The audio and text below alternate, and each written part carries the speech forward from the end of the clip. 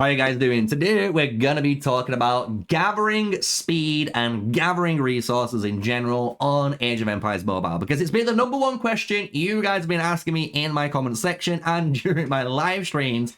How the hell can we gather more resources quicker and better for our account? And that's what I'm going to try and explain in today's video. I'm going to do my best to go through as much as I can for you, so try and stay along. But just remember, if you do get lost, you can just rewind it. That's the beauty of YouTube, right? So what we're going to do is a massive disclaimer in the beginning, because one thing I need to make very, very clear when it comes to gathering is you're going to have two situations in gathering. You're going to have free zones and war zones. That's what I'm going to name it, right? So free zone is basically if you're in an empire, kingdom, or area that you're playing in Age of Empires Mobile and you're not got any enemies, right? You've got no enemies. You can basically farm for free. You're not going to get hit, right? Because that's going to allow you to actually use some of the systems a little bit easier and a little bit more autopilot compared to the war zone, right? If you're in an empire where you've got enemies around you, as you can imagine, and there's war going on,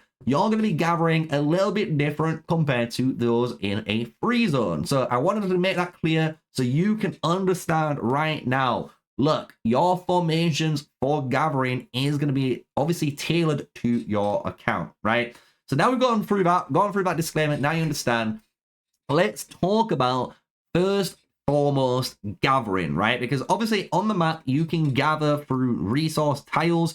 The way you do this is just click on the tile, you'll hit the gather button, and you can send one of your marchers to gather that resource, right? And it's going to send over there. It's going to kind of start the loot process, and then once it's completed that amount of time, it will come back and bring those resources to you.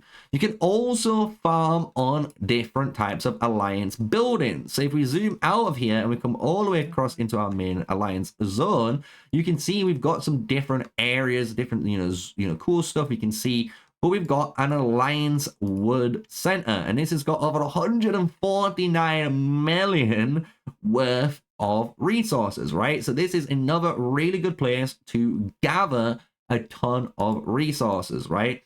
Another way you can gather a massive ton of resources is during certain events, and that's kind of what I wanted to showcase off right here.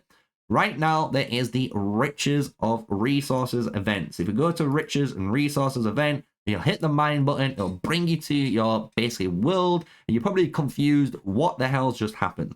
All it's trying to showcase you is look on the map, because there's gonna be tiles that are glowing compared to the other ones, and these are the Riches of Resources tiles. These allow you to have maybe double the amount of resources. Some give you some extra bonuses on your speed. I think it's all different depending on what you're farming, right?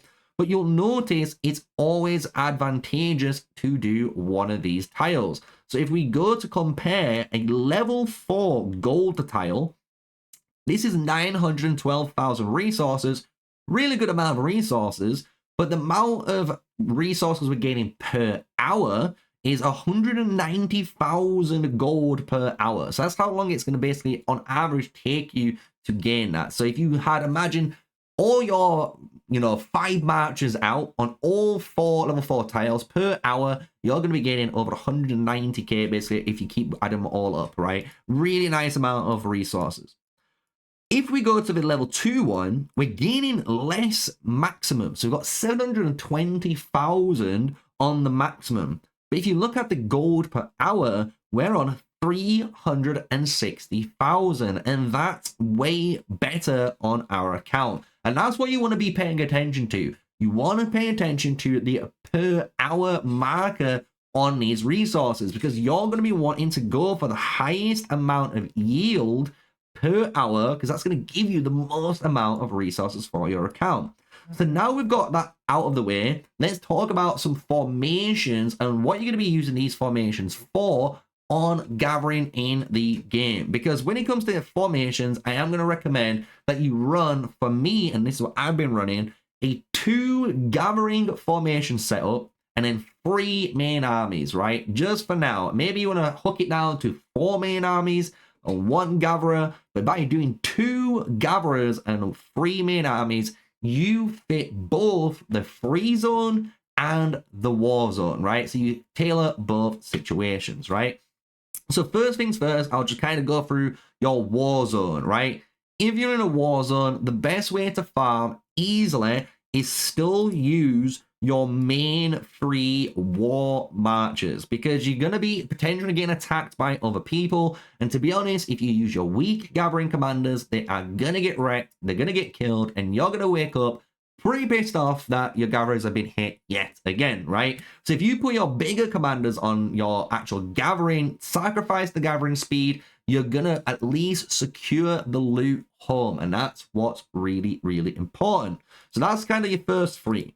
Now, the next two marches I want to showcase, obviously these are my gathering speed marches. I'm not going to say these are the best gathering speed marches in the game, because there probably is better ones out there, and you can upgrade these all the time. But I have two gathering speed marches, and the reason why I've done this is the gathering speed bonus. So you can see I've got a 71% gathering speed bonus with this march, and if we jump over to here, we're on a 66%. So we've got to work on these heroes' gathering speed, right?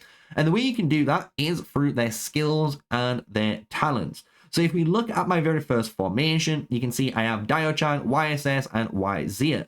All of these commanders have one thing in common. If you look at their skills, my Dio-chan, arguably the best commander in the game for gathering. You've got increased gathering speeds for all resources and partial resources. So the first 920,000 resources will be 1.5 times as many. So you're getting more resources for the first basically under 1 million that you get. And obviously this upgrade, so the more you upgrade this is going to obviously benefit you. But then the next two skills, and why she's a powerhouse, is without any upgrades, you're getting just flat gathering speed, right? Really good for just pumping out speed.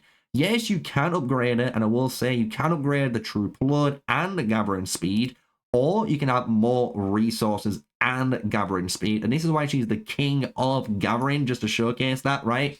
But I wouldn't recommend unlocking those skills and wasting those skills, because you're going to need them for your main war matches in PvP, right?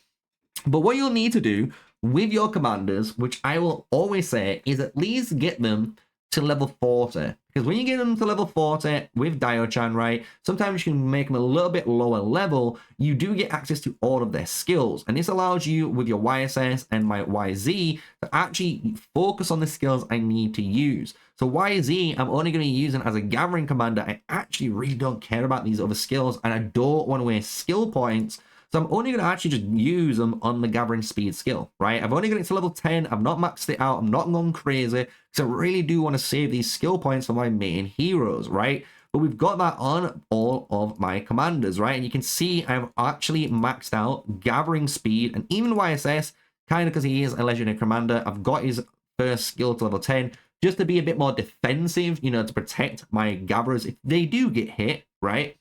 But the whole thing is, when we go into our Dio-chan, is the talent page. And you can see I haven't got my talents set out, because I kind of wanted to showcase this for you guys. So what you're going to do for your talent page is, as you can imagine, is work your way around the first kind of area. Get around so you can unlock, you know, this little zone. Here you can see you can get XP while attacking tribes in the area. We don't really care about that, right? What we do care about is looking at some of the other talents in this zone, right? You can get ones where if you are gathering, you can have troop defense while 5%. Same if you work down into strength in numbers, you can get ones where it's like increases your resource gain by 5% after successfully gathering. And that's what you're going to be doing with your talent page. You're going to be actually working your way down before you actually invest any of your points into here. Look and see which one is the most sense for you, right? Because we are going to be gathering. We really do want to make sure we don't take as much damage if we get hit from gathering, right? So that's kind of where your talent page is going to kind of align. Always go for your gathering speed talents for your account and kind of work, you know, your way back down.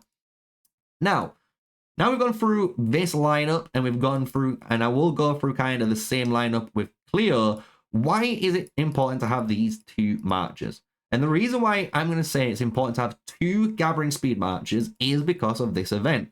This event, you can only gather one of these specific type of tiles. So what you want to do is send out your cavalry, and if you're in a free zone, you can have the tick option for auto unit quantity. This means it's going to send the correct amount of troops, not over trooping or under trooping, so you know you got the right amount. But just remember, it means you could be weaker on the open field.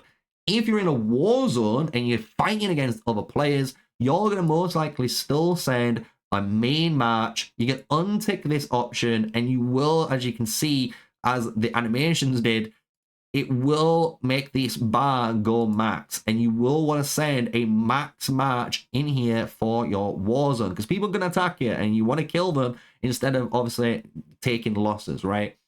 But I don't need to do that, right? I don't need to do that in this example. So what I'm going to do is auto unit quantity, hit that.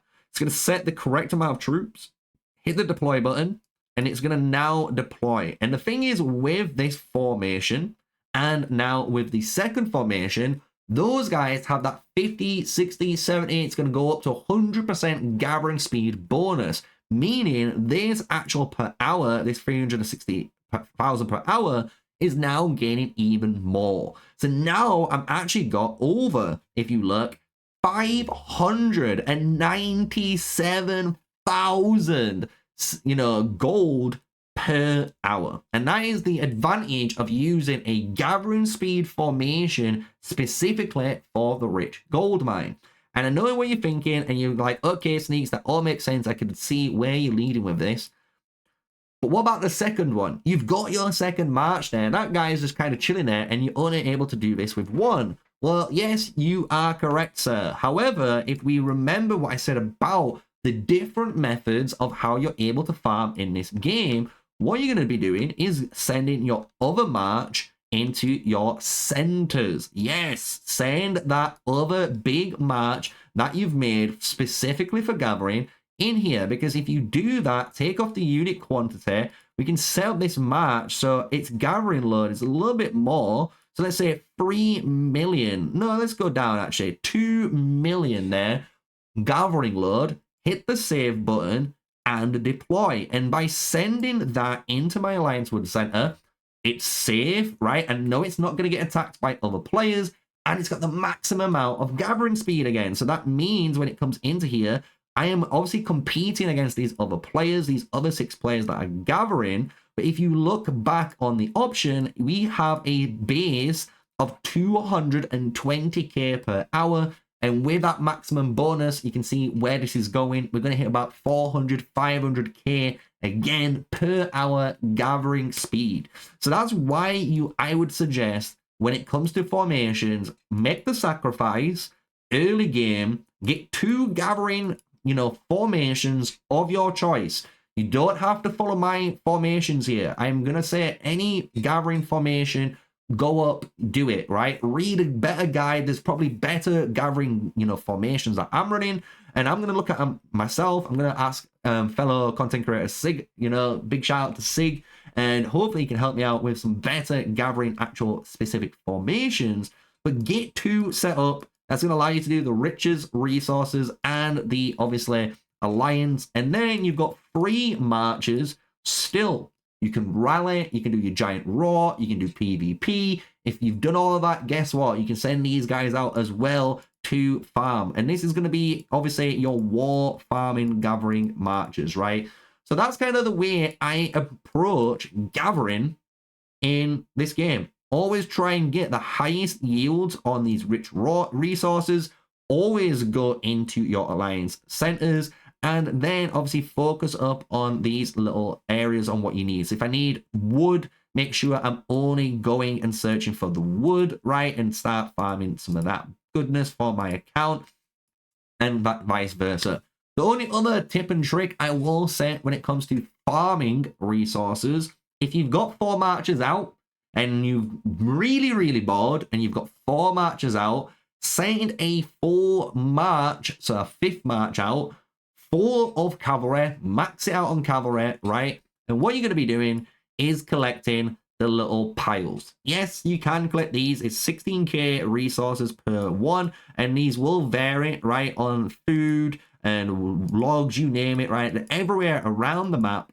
and just go and collect them if you really, really, really are bored and you need those resources, you need something to do, you've done everything else in the game and you want to find something to do.